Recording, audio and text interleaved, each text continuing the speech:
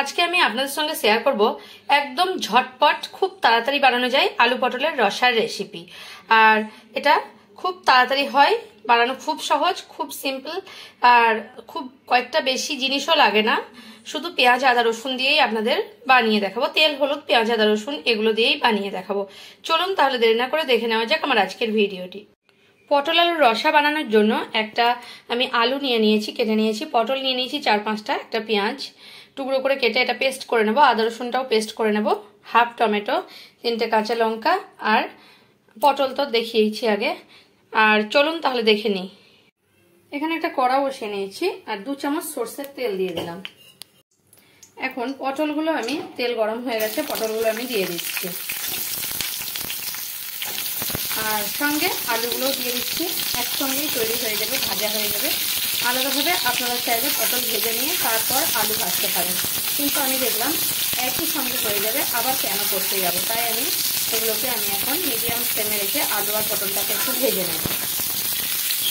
এখানে আমি পেঁয়াজ আদা রসুন আর 3টে কাঁচা লঙ্কা দেখেছিলাম, এগুলো সব একসঙ্গে পেস্ট করে নিচ্ছি। আর টমেটোটাও আমি দিয়ে দেবো। খুব শর্টকাটে আজকে রান্না করে দেখাবো। পটল আলুর রসা অন্যভাবেও হয়, কিন্তু আমি একদম শর্টকাটে দেখাবো বলে এইভাবে করে নিচ্ছি, এইভাবে পেস্ট বানিয়ে নেব।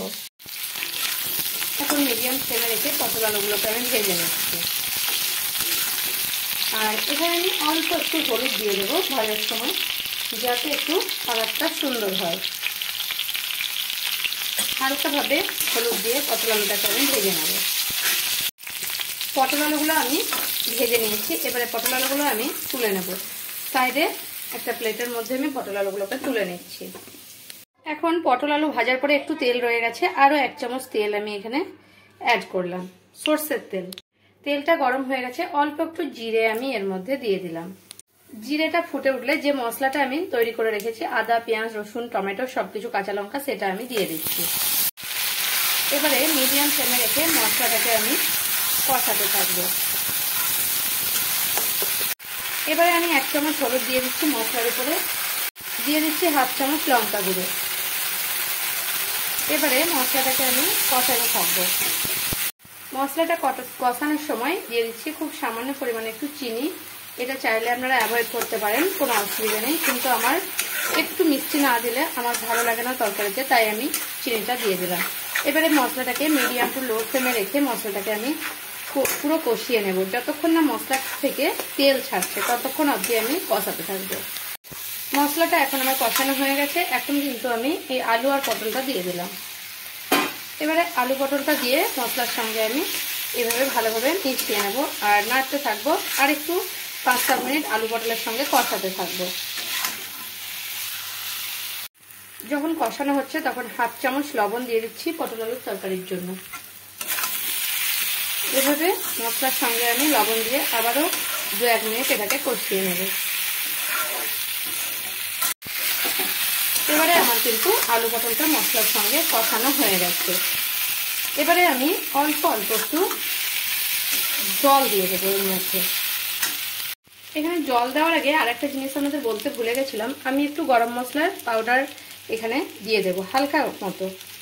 খেতে কিন্তু খুব সুন্দর লাগবে। আপনাদের কাছে যদি গরম মশলার পাউডারটা অ্যাভেলেবেল না থাকে তাহলে একটু এলাচ দিতে পারেন, এলাচের পাউডার কিংবা এলাচ একটু গুঁড়ো করে চিনির সঙ্গে গুঁড়ো করলে গুঁড়ো হয়ে যাবে। কিংবা যদি সেটাও না থাকে তাহলে আপনারা একটু চিকেন মশলা থাকে চিকেন মশলাও দিতে পারেন, কিংবা সবজি মশলাও দিতে পারেন, কিন্তু যে কোনো একটা কিছু দিলেই হবে। সব থেকে ভালো হয় গরম মশলা দিলে।